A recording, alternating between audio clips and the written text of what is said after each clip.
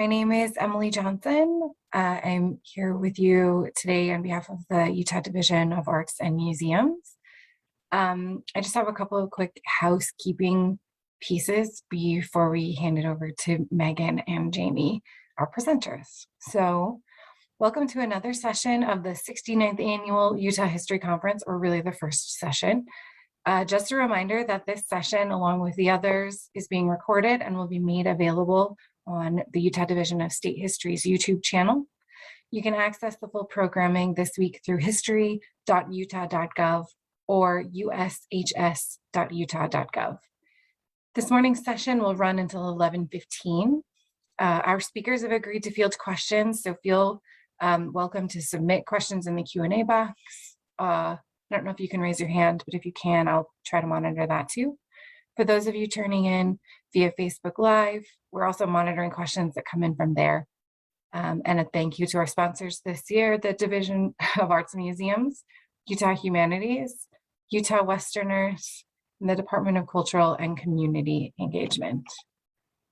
Closed captioning is on. I hope you can all see it. If not, you can toggle it on and off yourself. It's good, but not perfect. So please be patient with the closed captioning. And with that, I would love it if Megan and Jami would introduce themselves.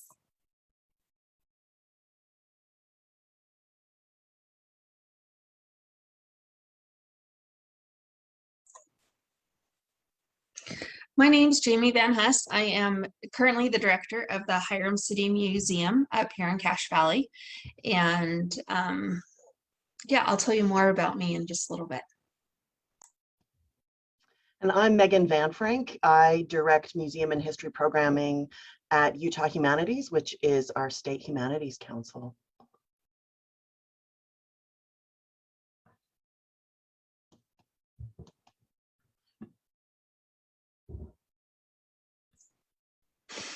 Well, good morning, and thank you to everybody for joining us today. So a little bit about me. I am born and bred here in Utah. I've lived here most of my life. I grew up here even in Cache Valley, and as I have a bachelor's and a master's degree both in history, one from the University of Utah, and my master's is from Utah State University. And so I started my career in history and academics, and so I've always been very involved in many organizations, including the Utah State Historical Society. I even did an intern during my undergrad work in the late 90s. I've also been a member of the Western Historical, or the Western History Association, and also the Mormon History Association for a long time. So specifically during my time in graduate school, I was the editorial fellow for the Western Historical Quarterly, and during that time I became much better acquainted with public history. And over the last decade in my work in museums, I've experienced how those academic skills and resources find a very relevant and effective use in educating our communities through public history, specifically through interpretive exhibits and accompanying programs. So that's that is what we're going to be talking about today. I do want to say I've also experienced that there is sometimes a bit of, I'll even say, tension between scholars and the practitioners of public history. And so I really wanted to take some time in this session to look at how these two paths, two different paths that historians can take, are actually very complementary. And I'd even argue, in order for the work of all historians to be relevant, available and digestible to a public audience is necessary. Okay, next slide. So let's start by talking about public historians. The National Council on Public History states that, there's the website there if you're unfamiliar with it, but really public historians shape the public's understanding of and engagement with the past. So we as public historians, we really share an interest and commitment to making history relevant and useful in the public sphere. Accordingly, public historians operate under a position of high trust. people trust museums and other cultural institutions that teach about the past. So when you think about places like the Smithsonian, the National Archives, the National Park Service, Library of Congress, these are all places that we trust will provide accurate, good history. So say that you are, visiting a national park or the Smithsonian. As visitors, I believe we expect to be taught that the information we receive is based on high standards of scholarly excellence. Next slide. So every day, my work as a public historian at my museum are to, one thing I do with almost everybody that walks through the door that I speak with is I want to help them think historically. As someone that loves history and grew, very consciously decided to go into this field, I love seeing other people have this moment where they can put themselves in another consciousness or another time and try to really understand history in a new and relevant way. We also believe the audiences shouldn't be told what to think, but should come away with a heightened awareness of the enhanced curiosity about what happened in the past. And also the audiences should come away understanding that history is complex, contradictory, and being made aware of these. And also with that complexity, one thing I see in a small Utah history museum all the time is understanding how cultures influenced one another, and not putting things in boxes, not putting things in the past, but seeing history as a very as a long history, but also very linear and present at the same time. And so the work that we do is always argument-based, it's critical, it's nuanced. You see here on the slide, explores the full complexity of a topic. And most importantly, it's in conversation with relevant and current scholarship. And so this right here speaks to where public historians either creating their own, generating their own research and looking at primary documents, but also being current on the scholarship, things being presented in conferences, current articles being published. Those are all very much part of my day-to-day job to make sure that when I am telling stories here in the museum, it is also always set in a context of current and relevant scholarship. Okay, next slide.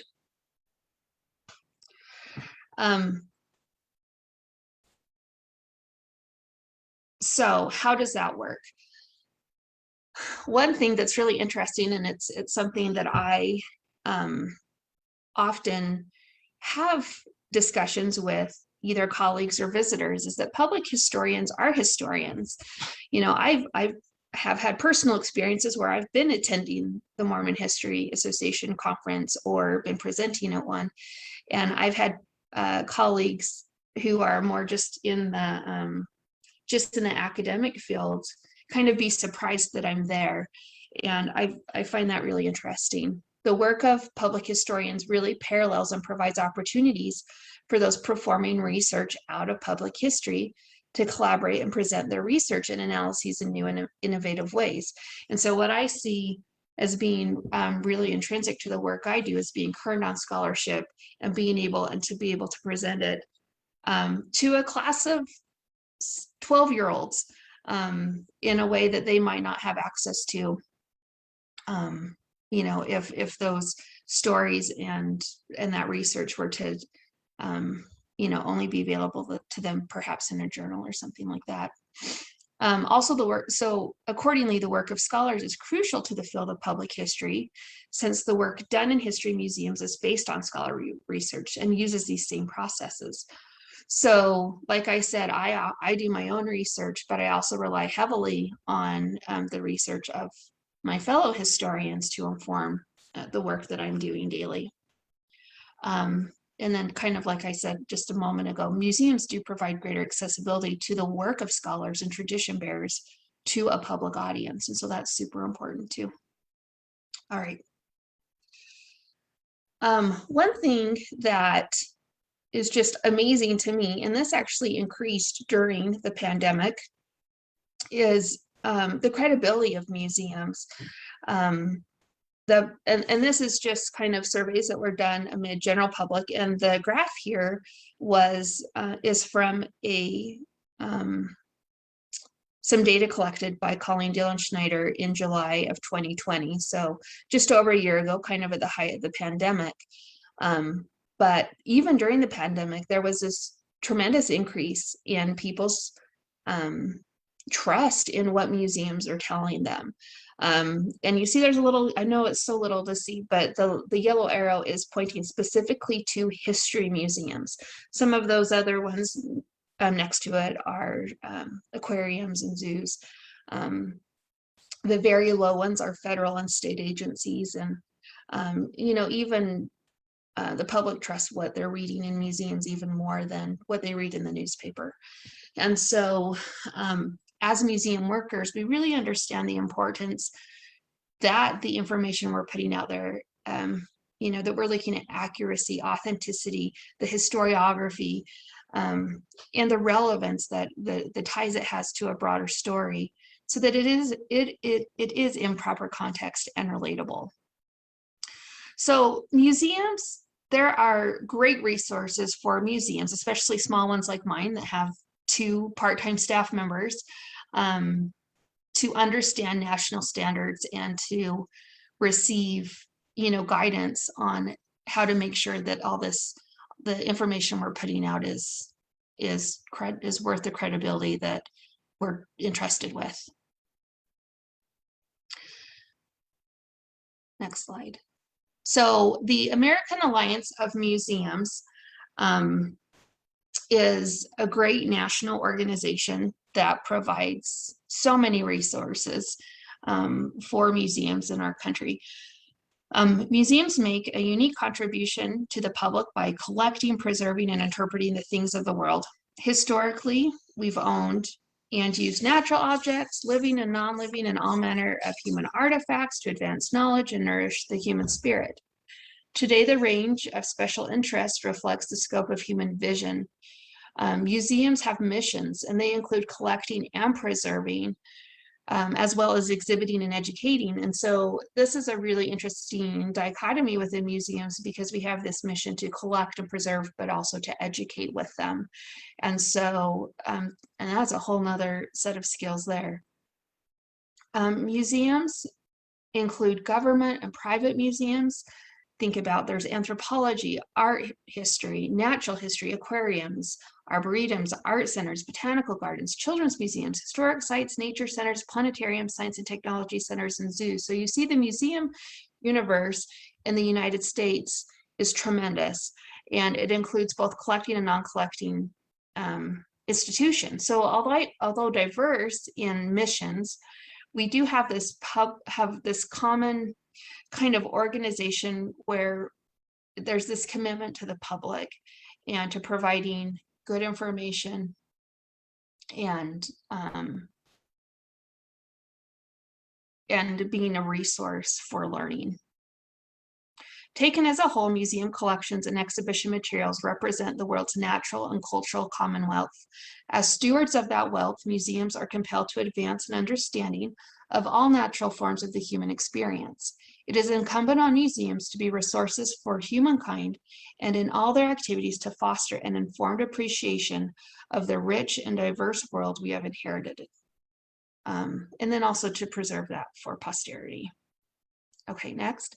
Another wonderful organization that museums have, even and as a small museum that's been tremendously helpful for me, is the American Association for State and Local History. And they have a wonderful program, Standards and Excellence program, which is called STEPS, that has several different modules, but one specifically is just about interpretation. And so, again, there's these interpretation standards that very much align with, the goals of writing good history, being focused on appropriate research and looking at multiple perspectives and, different things like that. Okay, next slide. and consequently, there's also unacceptable practices. So making sure, we're not having biased comments, and this is both in the interpretation and just in the things that we say, the tours we give in our docents. It's also very important for us to not disregard our visitors' interests, abilities, knowledge, and those sorts of things. It's also, we had a scholar come and give a presentation a couple weeks, or was it just last week anyway? And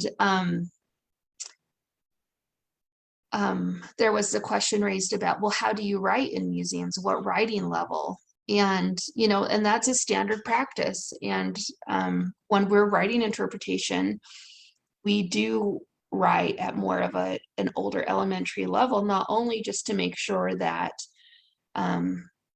we're not using a lot of jargon, that everything we're writing is accessible to our audience, but also making sure that we're accessible to non-native English speakers too.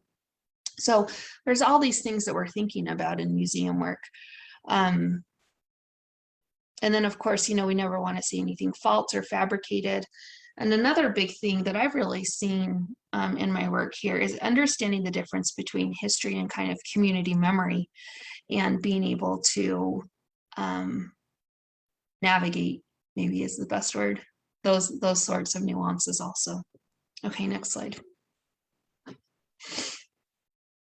For those of you familiar with Natural History Day, I mean, the high school students follow these very same standards, making things that are historically accurate, really going through the process of analysis and interpretation, understanding historical context of what they're talking about, having wide balanced research, understanding the relevance, and having a clear presentation, that big idea, which we'll get into more in just a minute. But, this is something that we're teaching our high school students to do. And so as, grown-up public historians and museums, we also are very aware of these and implementing them.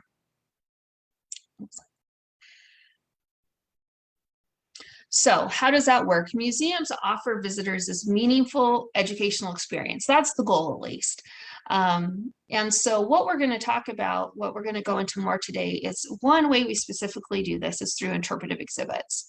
And the first time I went through this workshop that Megan's going to talk about, I kind of had this epiphany that, not all museums have a public historian on staff who already has this very, is very familiar with kind of the skill set of creating what it goes into writing a good research paper or an article. And I feel that a good interpretive exhibit is the exact same thing as an article. You're just arguing through your objects. So you have a big idea, you have a thesis statement. It might not be drawn, might not be part of your interpretation right up on the wall. But if somebody takes the time to read through your labels, to read your supporting points, to read how these objects support this idea, they will come away with an understanding of your big idea. So I'm going to turn it over to Megan now. She's going to talk about the wonderful work she does to help museums do historical research. Thanks, Jami. Thanks for giving us the context for the work that we're trying to do. I think it's important to understand that there are not a variety of standards for this work. There are standards for this work, but there are different ways of getting to these ideas.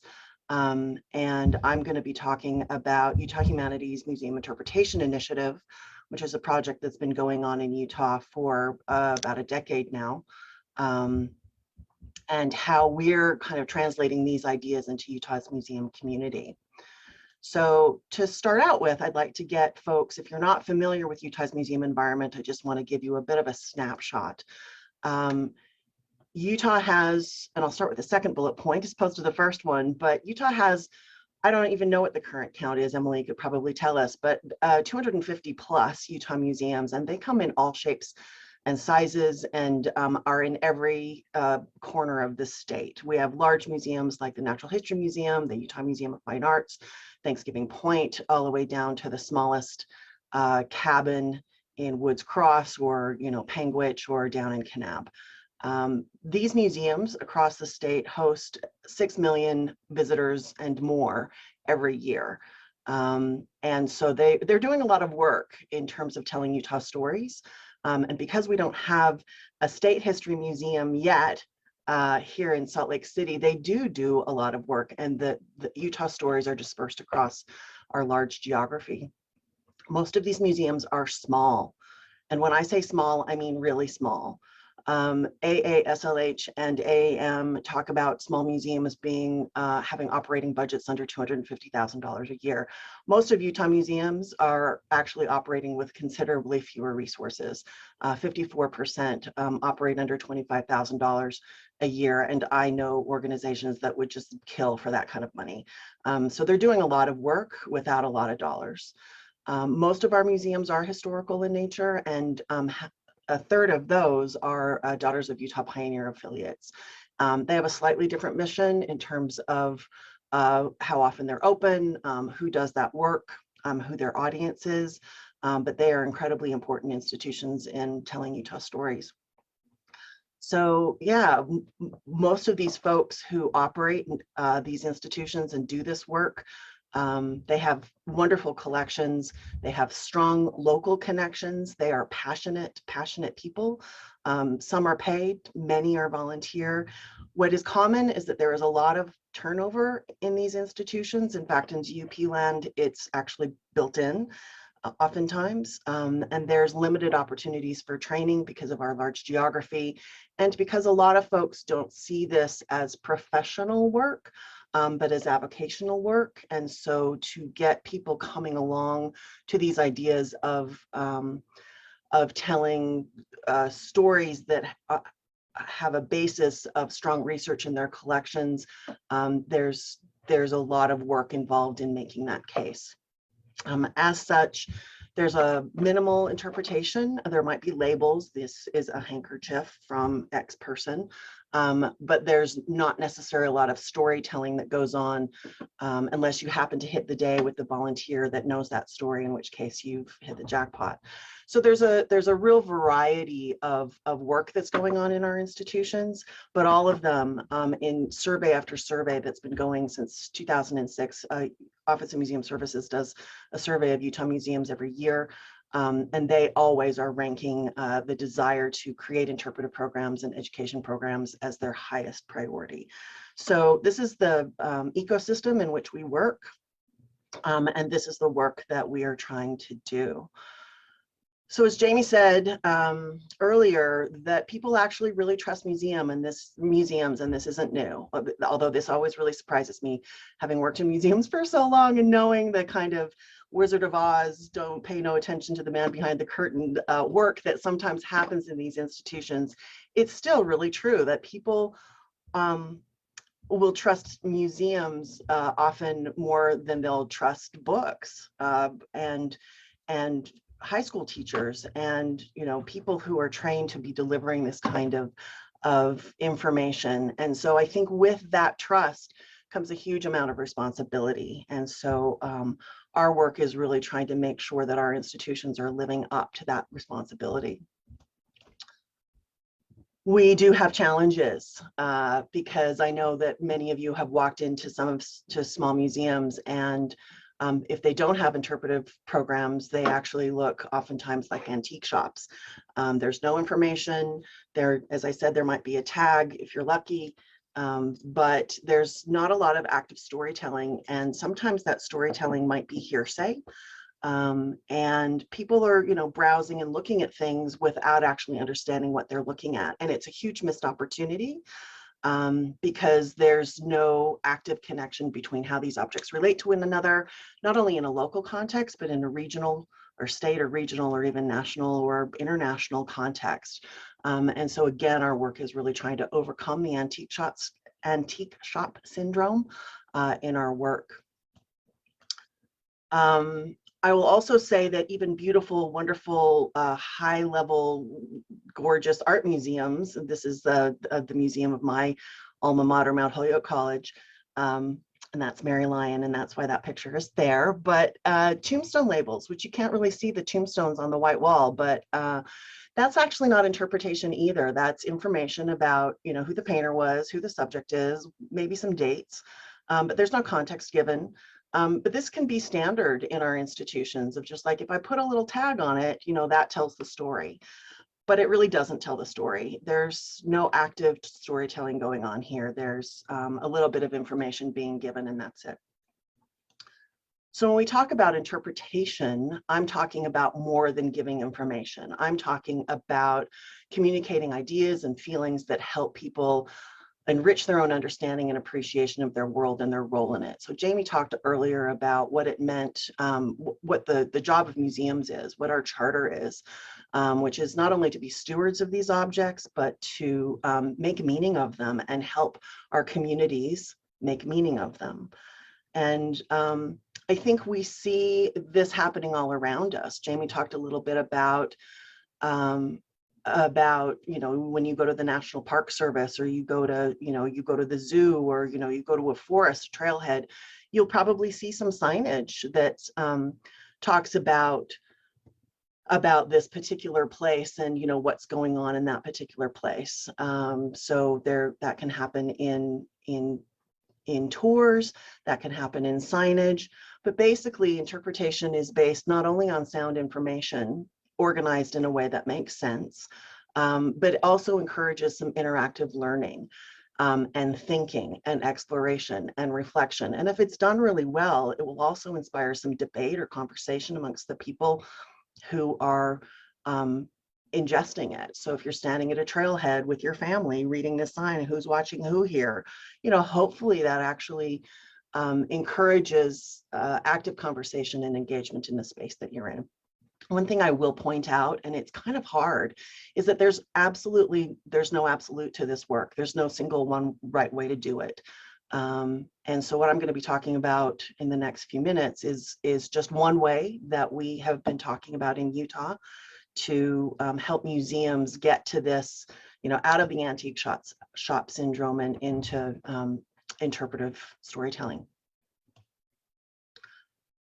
So interpretive exhibits are one aspect of this. So beyond signs, beyond, you know, tours or programs, there's an actual physical exhibit, which uses a combination of objects and documents and photos and labels to tell a story. So I think in some ways it's harder than writing an essay, and I've done a lot of both, because at least because it calls upon a variety of skills. You have to be using objects, which means you have to be choosing those objects and using them as primary sources, finding just the right photo, writing the labels, augmenting that with maps or documents or something that helps give it texture. It's a real complex endeavor. And these things together need to convey what we call in museum land the big idea, which is basically a theme. You know, as if we were, you know, talking about in an essay, it's the theme of the essay. The exhibit also needs to be clear in its structure, and the information needs to be structured clearly to support that theme. So again, in an essay, you would have supporting concepts. You have to organize your information and your labels in a way that it's easy to navigate. And that's not always that easy.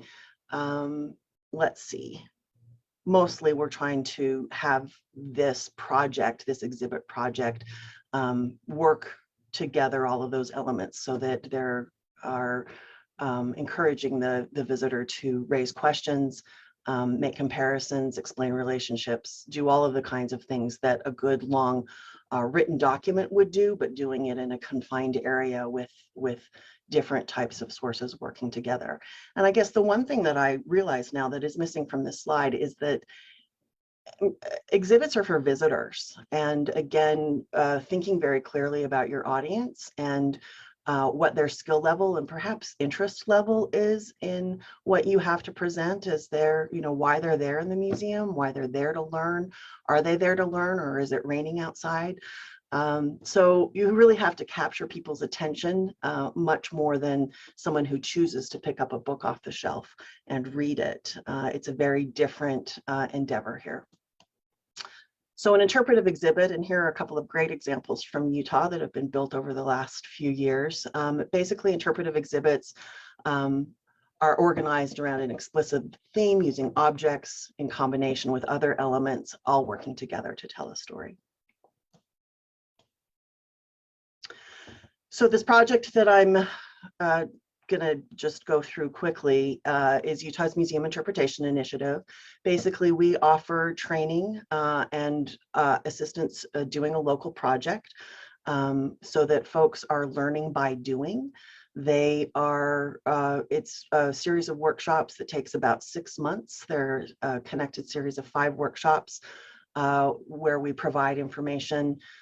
People do what's essentially homework because they're doing their own exhibit in their own place. And what I really love about this project is that it is practical, super practical. It's not going off to a workshop and going, oh, that was really interesting, and going home and not doing anything. When they sign up, they actually complete a project. They learn how to plan it, how to research that information, how to write the labels, how to design and put everything together, and how to augment everything with educational activities. And our point here, as I said, is to one by one have folks who are in charge of these institutions learn how to turn their institutions into places of story instead of depositories of just stuff. As Jami said, we ground our work in national standards, and in this case, I focus a lot on the American Association for State and Local Histories Interpretation Standards, that the institution understands its audiences and meets them where they are. The institution also, when it's doing that, presents information that's based on appropriate research that's done to scholarly standards. So just a little bit about the structure. As I said, there are 5 workshops. They happen monthly. People do assignments in between. The first workshop, we basically talk about what is interpretation, what are the planning tools, how do we evaluate whether we're successful, and because it's not just, oh, I'm sitting down to do a research project, it's I'm a half-time person, if I'm lucky, you know, working on, you know, keeping the doors open and dealing with the 12-year-olds as they come in. How am I actually planning to do this work and getting the help that I need to do this work and building my own capacity as an organization? So there's a lot of planning work that happens at the beginning. The one kind of tool that I use to help people with this is the magical exhibit planning worksheet, which is kind of the master document. It talks about getting a big idea, that a theme that is really working and supporting concepts that really work, but then also being very critical and thinking about their visitors and what they're wanting, what the organizers are wanting their visitors to experience with this exhibit. What do you want them to feel, learn, and do? And, you know, this document changes over time as people do research and develop their ideas and start select objects and select augmentative, what is that word? Materials. And so this is an iterative process. And this is the core document that guides all of it. The second workshop that we do is my personal favorite, is we get into research. And I think one of my favorite things of this particular workshop is introducing folks to resources that are beyond books and maybe articles, magazines, and certainly, you know, the internet. Trying to introduce them to things like government documents and graduate theses, you know, have all those hardworking graduate students do the work for you. That's the best. And, you know, really making use of current scholarship and knowing where to find that, knowing how to navigate your way through special collections and find help from librarians, that kind of a thing. But also how to weigh what you find, how to test it for its authenticity, using the CRAP test, which is currency, relevance, authority, what does the other A stand for? I forget. But basically, what kind of purpose is it? You know, how are we putting it through the information that we're finding? This is a really fruitful area for most folks to navigate, I think, particularly in these times, and trying to figure out what are the when we talk about presenting stories and stories that have some veracity, what does that actually mean in an institution? I can't tell you how many organizations I've worked with who just had aha moments saying, you know, we've discovered we were telling lies, and that is just music to my ears.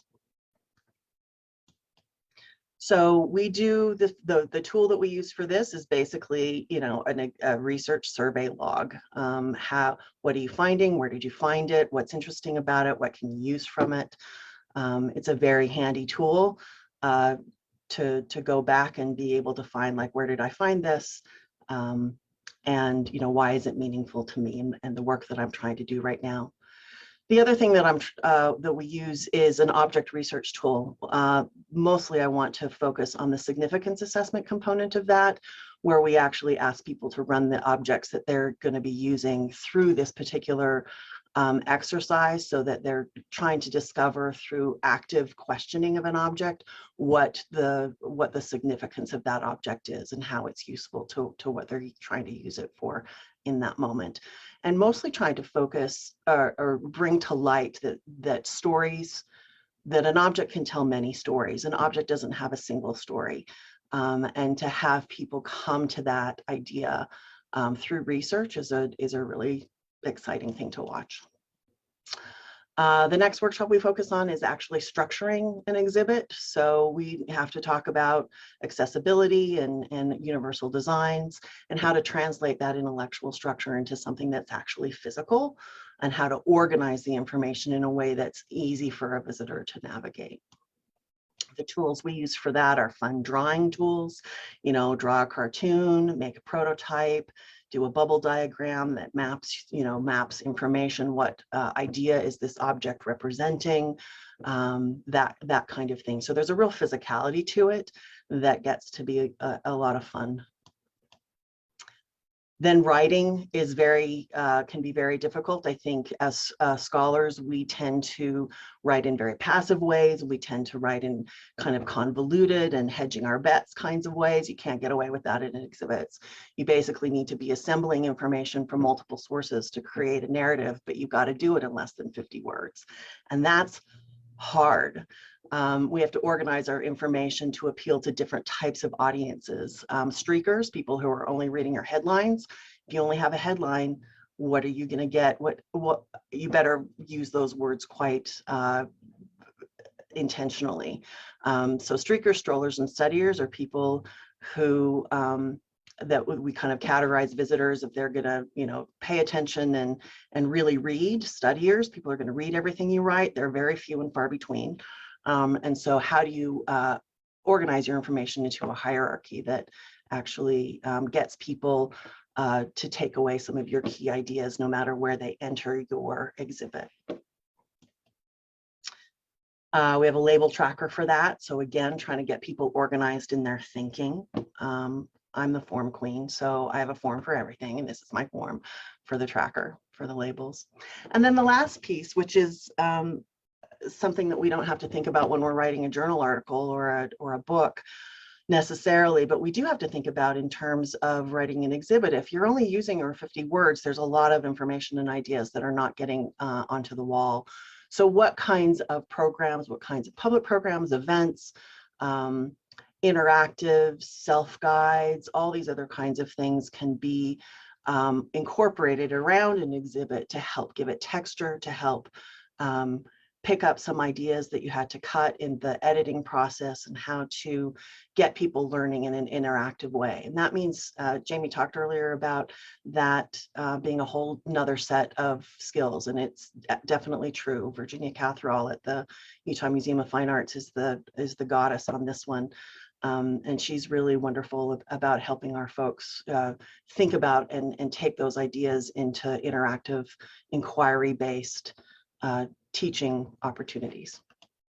And then we have an education plan that goes along with that. So we have tools for every single piece of this process. and again, trying to evaluate the success of our work in that process by also talking a lot about active evaluation. So if you are totally fascinated with this idea and want to learn, see the slides, see the readings that we've offered and those forms, you can find all of that at this link. And I will just say that since 2010, we've had at least 75, if not more, exhibits that have gone through this gauntlet. And I think that there's been a lot of really good storytelling going on as a result, and that Utah's museums are coming along in really wonderful and exciting ways in this work. Take it away, Jami. So we are super fortunate that 2 of our exhibits at the museum, and actually one before I got here, were all created through this MII process. And the forms are very nice. And particularly I love the research log, because it's a great bibliographical tool, like again, coming from doing research papers and things like that. It's kind of like, my favorite part is there's a place where you just put like great quotes, because I feel like whether you're writing an article or you're wanting to put that into an exhibit, like when you find that like nugget of a perfect quote, it's so great to be able to reference that easily. But anyway, so after I went through MII the first time, I realized that a lot of my exhibits were not interpretive at all. And I actually became quite overwhelmed with the idea of how am I going to, because it's like Megan says, it takes months to really do a good job of creating an interpretive exhibit. And, you know, because you are arguing through your artifacts, each one is there for a purpose. And so you have to kind of rethink what you're including, what you're not, what needs to be brought in. And so if you want to go to the next slide, I had an amazing intern named Aspen Arnold, who was I invited to come today and talk about this, and she was just unfortunately was unavailable. But this is a picture of her with the exhibit she created. I can't even remember. At least I think it was in a 2018-ish, so several years ago. Called Germs, Garbage, and Gynecology. Oh my, Hyrum in the Progressive Era. And how this came about is, you know, we had some of these really great artifacts, and you can kind of see them here. And we'll talk about it a little more in detail. But there's a lot of artifacts in this bag that people, our visitors, really connect with. So one is that you can see a doctor bag, and there's some dental tools in the case that are very horrifying, especially to children, but in general they are. There's also some glass sacrament cups. There is, that's a big piece of wooden water pipe on the towards the bottom right of the picture there. And these are all things that really create some kind of a reaction from the visitors. And they were all, the water pipe is actually something that a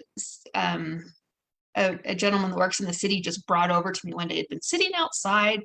They just removed that in 2010 and it had been sitting outside. And he's like, hey, I got this cool water pipe that's wood. Do you want it? You know, and some of the other things were just kind of there, like Megan said, with tombstone labels. This is this doctor's bag.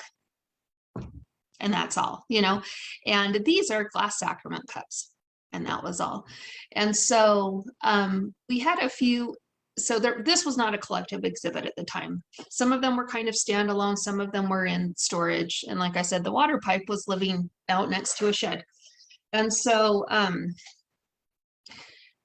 I was thinking about these different objects, and we start doing research, and that's a very common museum practice with our collections. Our wonderful collections team is, you know, just doing more research about the objects, the provenance of them, the context, you know, and maybe what they meant, you know, kind of that significance statement that Megan was talking about. So we're doing some research on these objects, and I start seeing these themes, the sanitation theme, this medical theme, you know, those sorts of things. And my history brain engages and I start thinking, oh, there's very much this progressive era tie. And so once that was established, we, you know, I kind of had this idea, and then Aspen started.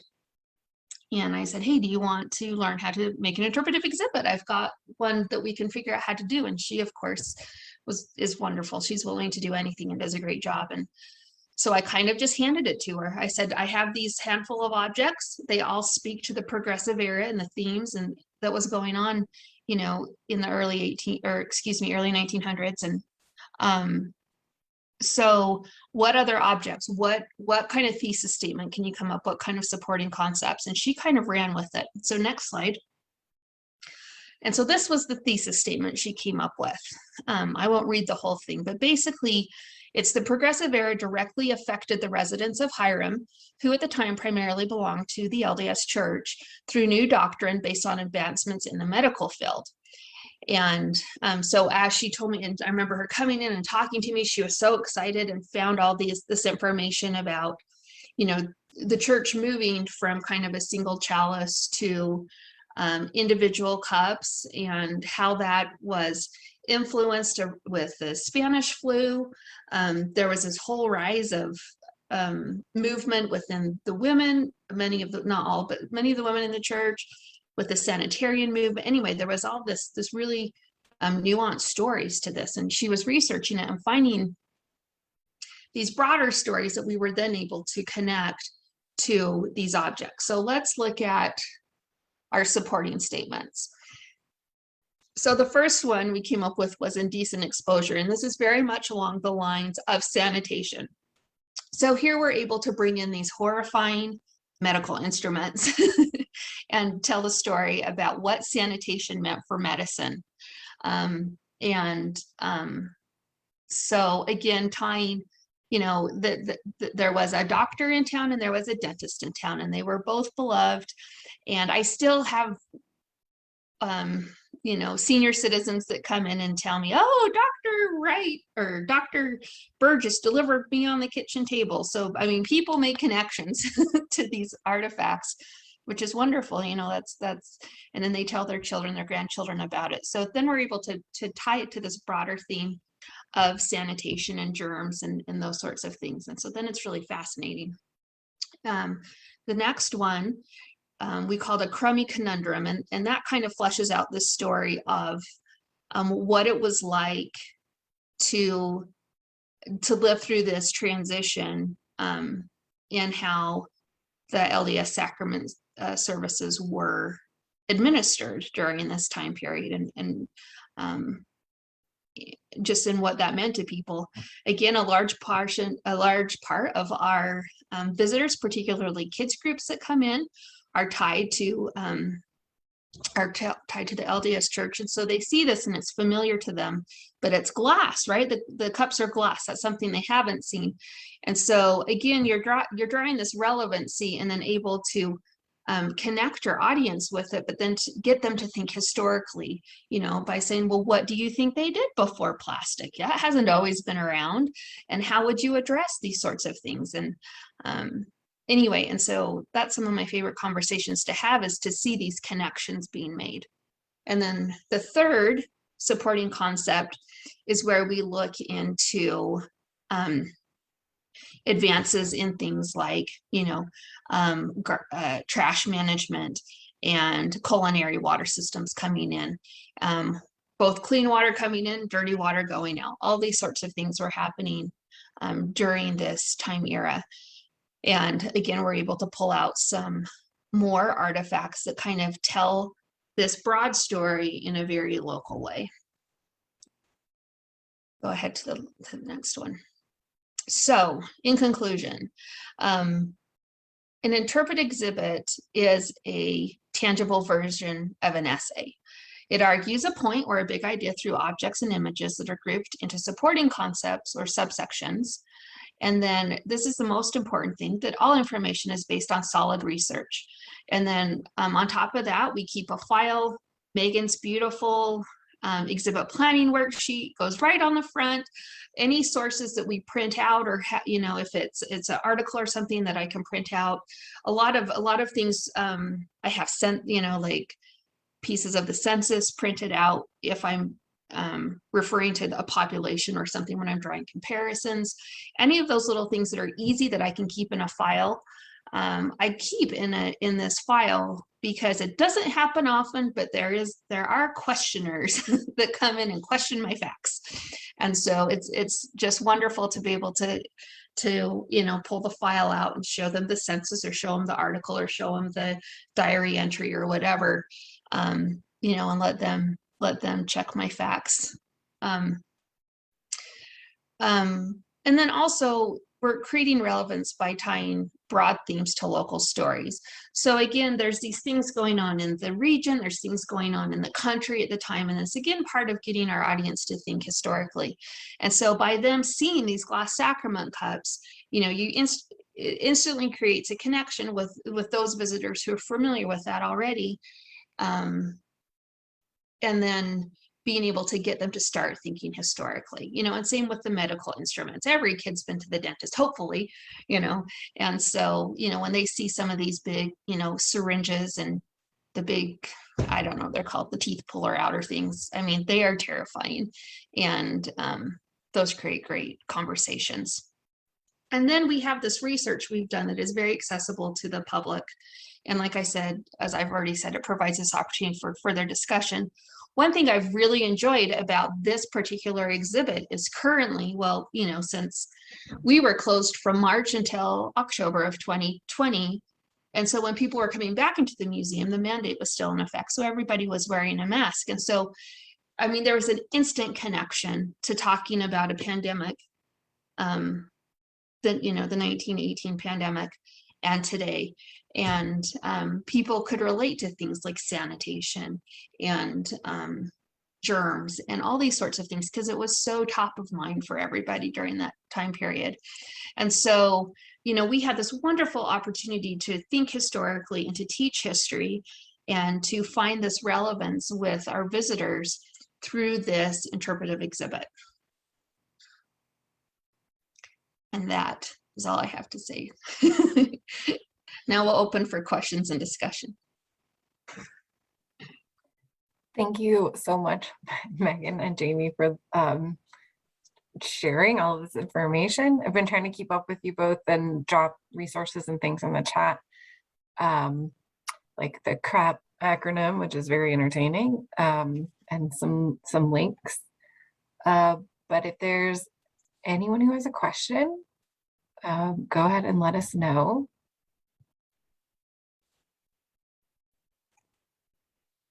Otherwise, I wrote a couple while I was listening that you could answer for me. All right, well, I'm gonna go for it then.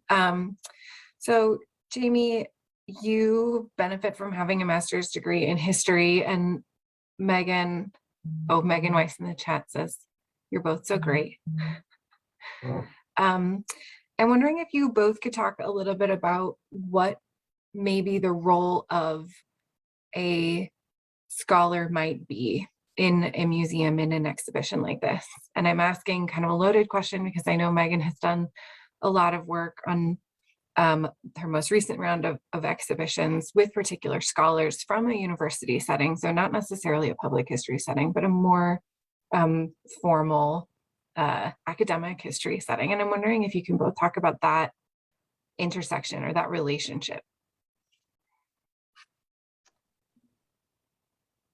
Jami, do you have anything to say, or shall I? You go first. Okay. I have a lot, you're right, I have a lot to say about that, because the folks who are running our museums in the state are not all like Jami with a degree in history. We're very lucky that the Hyrum Museum has this extra skill set at its beck and call, and set of relationships, and set of understanding of what's involved. But Jami and many of the people who are running our institutions work part-time, and don't necessarily have a lot of time to become super familiar with the kinds of, there's a set of basic research skills that I think one needs to have in order to understand what it is one needs to be presenting to the public. You don't always have time to do that kind of work, again, when you're trying to keep the doors open, and you know, there's a lot of work that goes on in museum land. And so I think it's really important to recognize that maybe your role is, you know, once you have that skill set, that maybe your role is to be a project manager and to hire scholars who are publicly engaged and interested in doing this work with you, and manage and know about a topic and manage their work with that and work with them. You know, so I don't want to become an archaeologist, for example, but I want my archaeology exhibit to be truthful. Therefore, I need to hire a grown-up archaeologist who can help me make sure that that happens. Or I need to present Native American artifacts, and I'm not Native American, and therefore I need to be consulting with tradition bearers who actually have authentic connections with those objects and understanding of those objects in order to present a story that makes sense. So there's a real role of gaining these skills and understanding how they work together, and then recognizing what boundaries are, and whether those are skill level or professional boundaries of, you know, or whether that's just time management boundaries. But I don't think you can effectively manage a project with a scholar unless you actually have an understanding of what goes into the types of information, and making sure that the information that's coming from that scholar can, you know, is relevant to the public that you're trying to reach. You have to understand how the parts work before you can drive that car. Jami? Yeah, I completely concur with Megan, of course. Yeah, I am part-time and I don't have time to be doing all my research and everything. And so having colleagues, knowing where I can find information, that is a huge benefit. When I have the ability to pay for that help, then that's great too. So, I mean, the role of scholars in my work is crucial, and I absolutely rely on that very heavily. And, you know, I know Megan said earlier, you know, mining graduate theses is wonderful, but just mining footnotes in general is, you know, something that I'm quite adept at. And so, yes, I couldn't do what I do without the work of scholars who have, you know, put their full-time work into, you know, furthering the conversation and performing the research. I love that. There's a couple of comments in the chat, but no questions. So I'm just going to keep asking my own. Jami, I was wondering if you could tell me a little bit more about your experience with fact checkers in your museum. I'm really glad that you keep your receipts and can pull them out when you need to. But I'm wondering if you are being confronted by people who have a different memory or set of experiences than you're presenting, or if they're people who have different information in some way. Like, is that necessarily a relationship that has to have tension in it, or is there a way to bring people like that into your museum if they are subject matter experts and we are here doing some citizen history work? What's the role of the fact checker? So I've had two kind of specifically different situations. One is somebody saying, well, that's not right, you know, just kind of off the cuff. And it's like, you know, and I'm usually like, are you joking? Are you just poking the bear? What's going on here?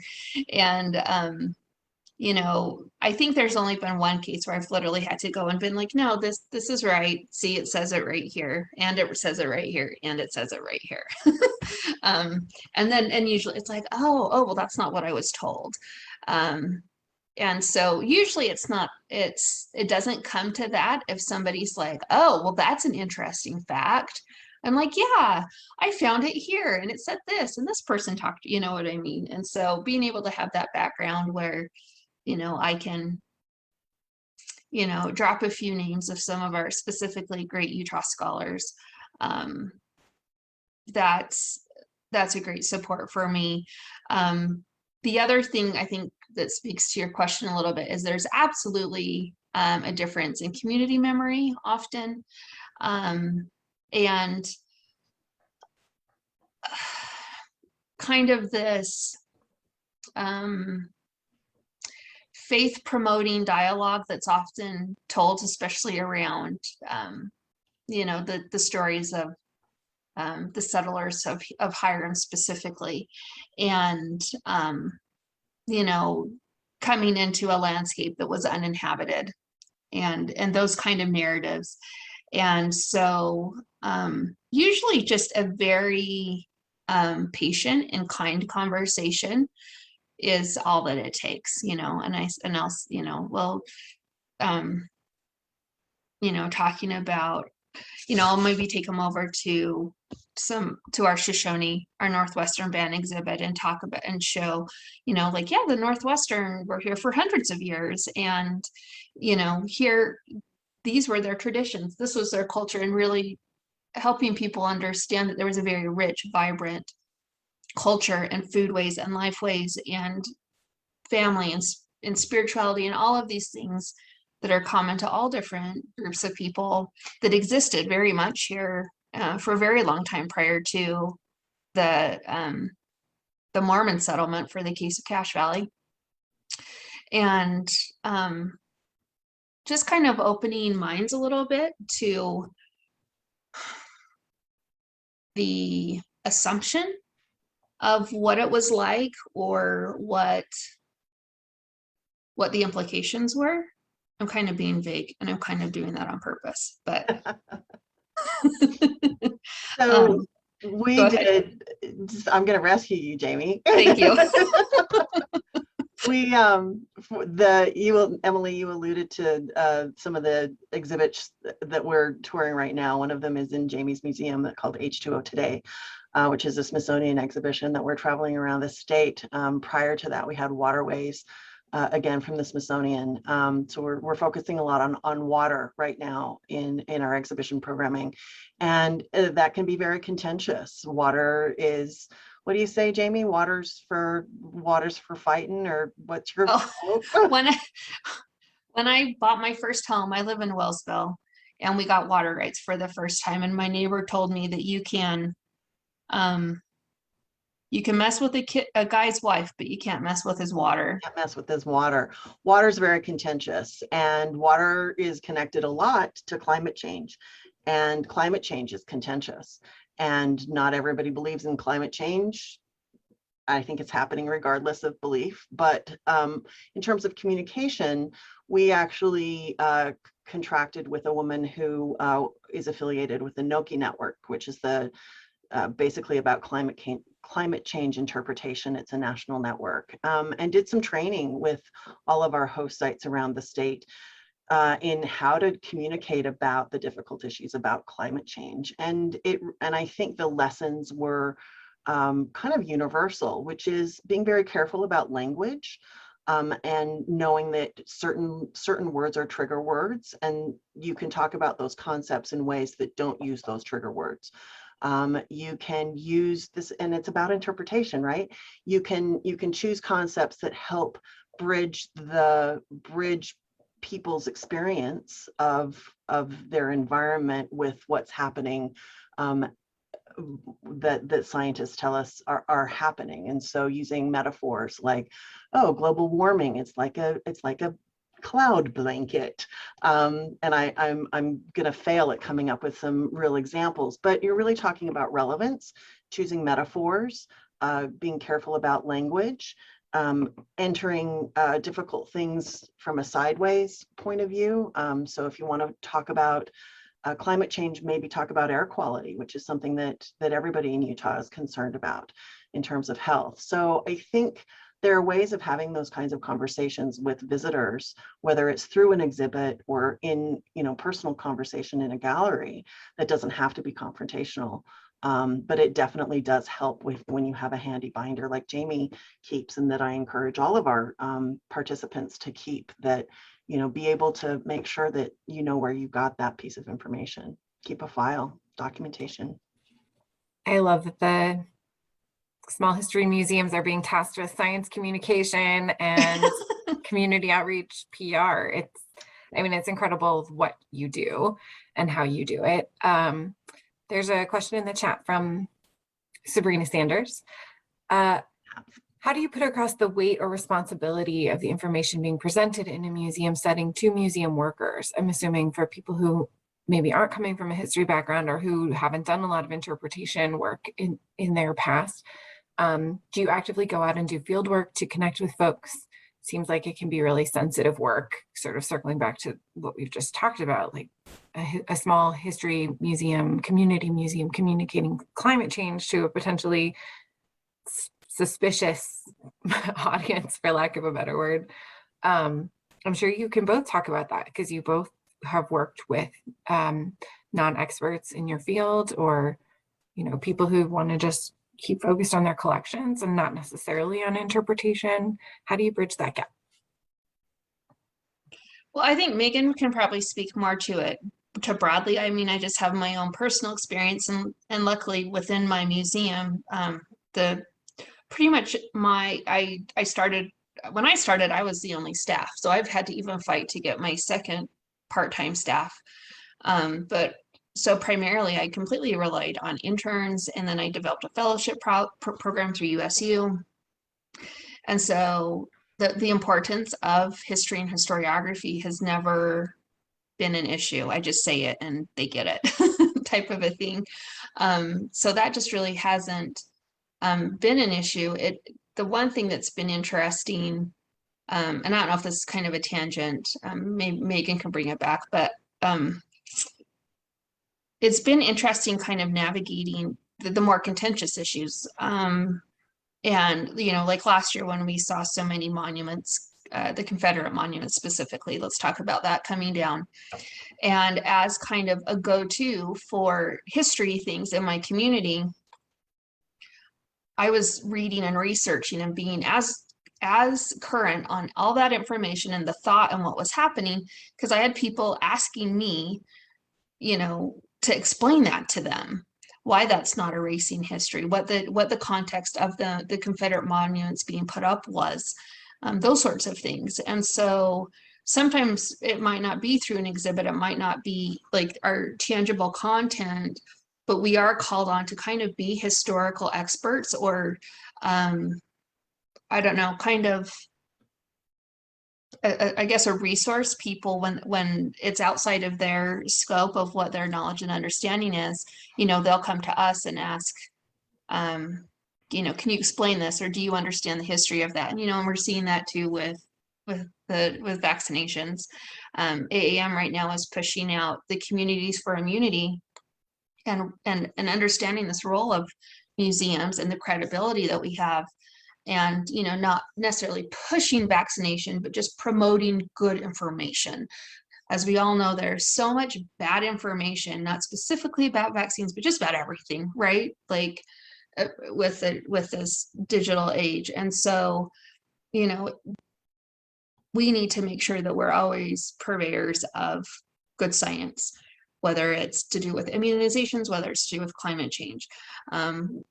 And that if people come and seek and ask, that we have places we can direct them to find I don't say the truth, good resources for them to make their decisions. And for me, this comes back to like the museums are or are not neutral, sort of whatever a loud conversation might be called in the museum community for the last, I don't know, 10 years. Well, yeah, like one of my favorite quotes was like, I'm sorry if history upsets you or makes you uncomfortable. It doesn't make it, that doesn't change it. Right. So anyway, Megan. I think it's a great question, Sabrina. Thank you for asking it, because it's a real challenge. And I think that, I mean, we have to make a case. We start off this whole workshop series with making the case for your institutions have a responsibility. Your institutions need to meet these national standards in whatever way you possibly can. We're here to help you do that to the level that you can. And, you know, to be mindful of that. And I think that I will say that it's a long game. Which is why it's not like, oh, come to this workshop for one day and then go away and forget about it. The way in which we make change in our institutions is by engaging with them over and over and over and over and over again. And I will say that there's a challenge in that because, at least in Utah Museum land, we have a lot of turnover. And so I might be working with a single organization on the same staff over a period of years, multiple times, because the people are different. And you have to make that case over and over and over again. That's not something about interpretation or the veracity of a history method. That is about, is there good pay in our sector? Is there an understanding in city and counties that want to invest in those institutions? Those are larger questions that are outside my scope of influence. But I can only continue to work with the people who want to work with us. Some of them have been, you know, ongoing takers, and some of them are like, oh, that is all too hard, and have run away screaming. And I can appreciate that reaction because they have a lot on their backs. So I definitely appreciate folks like Jami who have said like, oh, thanks for, you know, some additional tools to help me do this work in my museum, because that's what a museum is for.